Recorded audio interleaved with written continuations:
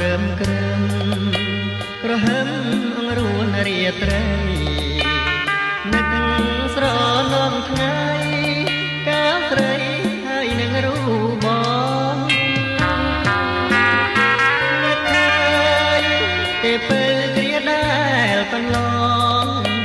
កាលយើងរត់ឆ្លងសាងជីវិតថ្មីភូមិចំការជែក